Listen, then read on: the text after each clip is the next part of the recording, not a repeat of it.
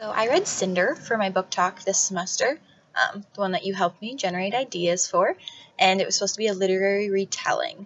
And I chose it because I remember Kelly telling me about how much she really loved the book and how she had been wanting me to read it for a while, and so I was finally like, okay, whatever, I'll do it.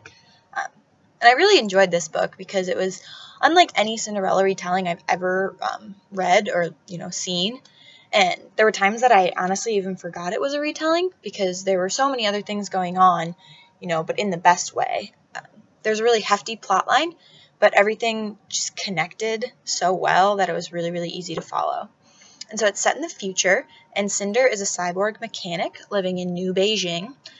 She was an orphan, but this man took her in, and then he died, and so now she lives with her stepmother and two stepsisters. And then one day she was working at the market, and Prince Kai, son of the Emperor of New Beijing, brought his android, which is basically like a little assistant robot person, for her to fix because she's the best mechanic in New Beijing. And you can kind of tell that Prince Kai likes Cinder, but she's super self-conscious because she doesn't want him to know that she's a cyborg. She has like a metal hand, and so she always wears these gloves. And she never takes them off because she doesn't want him to know.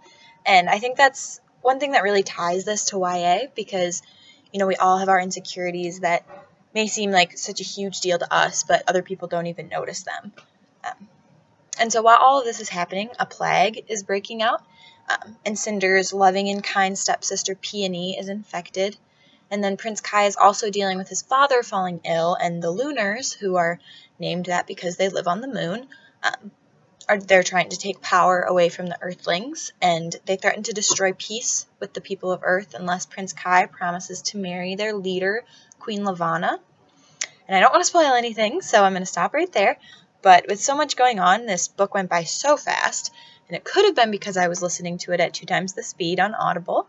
But Cinder is a strong, quirky character who is trying to balance all the crazy things life is throwing at her, and it may be sci-fi-y, and I know you're not a huge fan of that, but it's still a really great book, and I think you'd really enjoy it.